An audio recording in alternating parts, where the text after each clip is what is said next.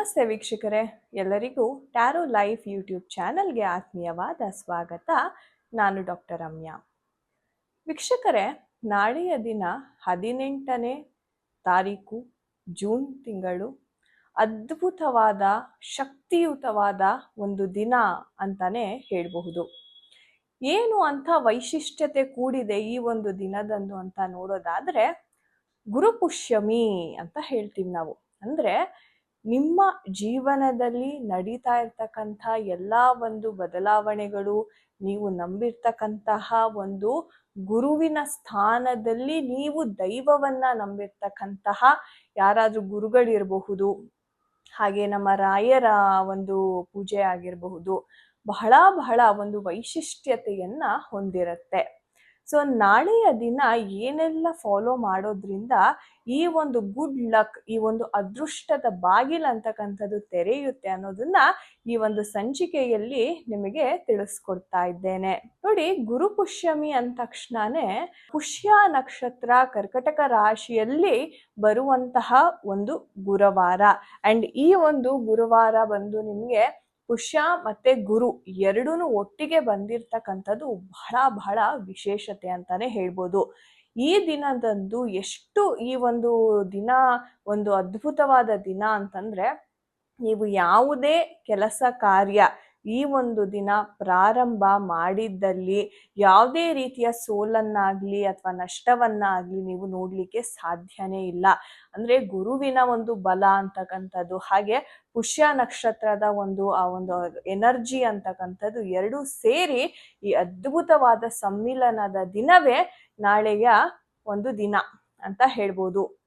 So ಯಾರೆಲ್ಲ 18ರ ಒಳಗೆ ಈ ಒಂದು ವಿಡಿಯೋ ನಿಮಗೇನಾದ್ರೂ ಸಿಗ್ತಾ ಇದ್ರೆ ಬಹಳ ನಿಮ್ಮ ಅದೃಷ್ಟದ ಬಾಗಿಲು ತೆಗೀತಾ ಇದೆ ಅಂತಾನೆ ನೀವು ಅನ್ಕೋಬಹುದು. ಅಂಡ್ ಏನೆಲ್ಲ ಫಾಲೋ ಮಾಡಬೇಕು ಈ ಒಂದು ದಿನ ಅಂತ ನೋಡೋದಾದ್ರೆ ವೀಕ್ಷಕರೇ, ಮೊದಲನೇದಾಗಿ ನೀವು ಗುರುವಾರದಂದು ಎದ್ಬಿಟ್ಟು ತಲೆ ಸ್ನಾನ ಮಾಡಿ ಯೆಲ್ಲೋ ಕಲರ್ ಅಂದ್ರೆ ಹಳದಿ ಬಣ್ಣದ ಬಟ್ಟೆಯನ್ನ ನೀವು ಧರಿಸ್ಬೇಕಾಗತ್ತೆ. ಹಾಗೆ ಧರಿಸಿದ ನಂತರ ನಿಮ್ಮ ಒಂದು ಹತ್ರದಲ್ಲೇ ಇರ್ತಕ್ಕಂತಹ ಯಾವುದಾದರೂ ರಾಯರ ಒಂದು ಮಠ ಆಗಿರ್ಬೋದು, ಅಥವಾ ನೀವು ಯಾರನ್ನ ಗುರುವಿನ ಸ್ಥಾನದಲ್ಲಿ ನೀವು ನಂಬ್ತೀರಾ ಆ ಒಂದು ದೇವಸ್ಥಾನಕ್ಕೆ ಅಥವಾ ಅವರ ಒಂದು ಸಾನ್ನಿಧ್ಯಕ್ಕೆ ಹೋಗಿ ಅಲ್ಲೇ ಒಂದು ಪೂಜೆಯನ್ನ ಮಾಡಿಸಿ ಅಲ್ಲಿ ಕುತ್ಕೊಂಡು ಒಂದು ಜಾಗದಲ್ಲಿ ಅಲ್ಲೇ ದೇವಸ್ಥಾನದಲ್ಲಿ ಕುತ್ಕೊಂಡು ಓಂ ಶ್ರೀ ಗುರವೇ ನಮಃ ಅಥವಾ ರಾಯರ ಮೂಲ ಮಂತ್ರ ಸಹ ನೀವು ಹೇಳ್ಕೋಬಹುದು. ಪೂಜ್ಯಾಯ ರಾಘವೇಂದ್ರಾಯ ಸತ್ಯಧರ್ಮರತಾಯ ಚ ಭಜತಾಂ ಕಲ್ಪವೃಕ್ಷಾಯ ನಮತಾಂ ಕಾಮಧೇನವೇ. ಸೊ ಈ ಒಂದು ರಾಯರ ಮೂಲ ಮಂತ್ರ ಪಠನೆಯನ್ನ ಸಹ ನೀವು 108 ಸಲ ನಾಳೆ ದಿವಸ ಮಾಡ್ಕೊಳ್ಳೋದ್ರಿಂದ ನಿಮ್ಮ ಅತ್ಯಂತ ಕಷ್ಟಕರವಾದ ಸಂಕಲ್ಪಗಳು ಸಹ ಈಡೇರ್ತಕ್ಕಂಥ ಒಂದು ಸನ್ನಿವೇಶ ನಿರ್ಮಾಣ ಆಗುತ್ತೆ. ಹಾಗೆ ರಾಯರಿಗೆ ಬಹಳ ವಿಶೇಷವಾಗಿ ನೀವು ನಾಳೆ ಪೂಜೆಯನ್ನ ಸಲ್ಲಿಸೋದ್ರಿಂದ ನಿಮ್ಮ ಮನೆಯಲ್ಲಿಯೇ ರಾಯರ ವಿಗ್ರಹ ಅಥವಾ ಫೋಟೋ ಇದ್ರೆ ವಿಶೇಷವಾದ ಪಂಚಾಮೃತ ಅಭಿಷೇಕವನ್ನ ಮಾಡಿ ರಾಯರಿಗೆ ಹೂಗಳಿಂದ ಅಲಂಕರಿಸಿ ತುಳಸಿ ಒಂದು ದಳವನ್ನ ಅರ್ಪಿಸಿ ನೀವು ರಾಯರನ್ನ ಅಲಂಕರಿಸಿ. ಹಾಗೆ ರಾಯರ ಒಂದು ಬೀಜ ಮಂತ್ರವನ್ನು 108 ಸಲ ಪಠನೆ ಮಾಡೋದ್ರಿಂದ ನೀವು ಅನ್ಕೊಂಡಿರ್ತಕ್ಕಂತಹ ಎಲ್ಲ ಸಂಕಲ್ಪಗಳು ಈಡೇರುತ್ತೆ. ಹಾಗೆ ರಾಯರನ್ನು ನೆನೆದು 2 ಪುಟ್ಟ ದೀಪಗಳನ್ನು, ತುಪ್ಪದ ದೀಪಗಳನ್ನ ನೀವು ರಾಯರ ಮುಂದೆ ಹಚ್ಚಿ ಭಕ್ತಿಯಿಂದ ನೈವೇದ್ಯೆಯನ್ನ ಅರ್ಪಿಸಿ ನಿಮ್ಮ ಏನು ಸಕಲ ಕಾರ್ಯಗಳು ಆಗ್ಬೇಕಾಗಿದೆ ಖಂಡಿತ ಅದನ್ನ ಬಗ್ಗೆ ನೀವು ಪ್ರಾರ್ಥನೆಯನ್ನ ಮಾಡಿ ರಾಯರ ಪಾದಕ್ಕೆ ನೀವು ಸಮರ್ಪಿಸ್ಬೇಕಾಗತ್ತೆ.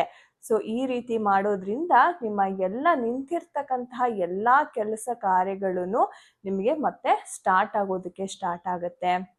ಕೆಲವ್ರು ನೋಡಿ, ಮನೆ ಅರ್ಧಂಬರ್ಧ ಕಟ್ಟಿರ್ತೀರಾ, ಏನೋ ಒಂದು ಕಾರಣದಿಂದ ಅದು ಮುಂದೆ ಹೋಗ್ತಾ ಇರೋದಿಲ್ಲ, ಅಥವಾ ಒಂದು ಹಣದ ಸಮಸ್ಯೆ ಆಗಿರಬಹುದು, ಅಥವಾ ಒಂದು ಕೆಲಸ ಸಿಗ್ತಾ ಇರಲ್ಲ, ಜಾಬಿನ ಒಂದು ಕೊರತೆ ಆಗಿರ್ಬೋದು. ಈ ತರ ಯಾವುದೇ ಒಂದು ಮೇಜರ್ ಸಮಸ್ಯೆ ನಿಮ್ಮ ಲೈಫಲ್ಲಿ ಏನಾದ್ರು ತುಂಬಾ ಕಾಡ್ತಾ ಇದ್ರೆ ಈ ಒಂದು ವಿಶೇಷ ದಿನದಂದು ನೀವು ಸಂಕಲ್ಪವನ್ನ ಮಾಡೋದ್ರಿಂದ ರಾಯರ್ಗೆ ಅಥವಾ ಸಾಯಿಬಾಬಾ ಆಗಿರ್ಬೋದು, ಯಾರನ್ನ ನೀವು ಗುರು ಅಂತ ನಂಬ್ತೀರಾ ಆ ಒಂದು ಗುರುವಿಗೆ ನೀವು ನಡ್ಕೊಳ್ಳೋದ್ರಿಂದ ಬಹಳ ಅತ್ಯುತ್ತಮವಾದ ಫಲ ಅಂತಕ್ಕಂಥದ್ದು ನಿಮ್ಮದಾಗ್ತಾ ಇದೆ ವೀಕ್ಷಕರೇ. ಹಾಗೆ ಈ ಎಲ್ಲ ಒಂದು ಪೂಜೆ ಅಥವಾ ಈ ಜಪವನ್ನ ಪ್ರತಿ ಜನರು ಮಾಡಿ ಇದು ನಾಳೆಗೆ ಎಲ್ಲರ ಜೀವನದಲ್ಲಿ ಒಂದು ಬೆಳಕು ಅಂತಕ್ಕಂಥದ್ದು ಬರಲಿ, ಬೇಗ ನಿಮ್ಮ ನಿಂತಿರ್ತಕ್ಕಂಥ ಕೆಲಸಗಳಾಗ್ಲಿ ಎಲ್ಲರಿಗೂ ಒಳ್ಳೇದಾಗ್ಲಿ ಅಂತ ಆಶಿಸ್ತೀನಿ. ಮತ್ತೊಮ್ಮೆ ಇಂಟ್ರೆಸ್ಟಿಂಗ್ ಆದ ವಿಡಿಯೋ ಒಂದಿಗೆ ಮತ್ತೆ ಭೇಟಿಯಾಗೋಣ. ಹರೇ ಕೃಷ್ಣ ಎವ್ರಿವನ್.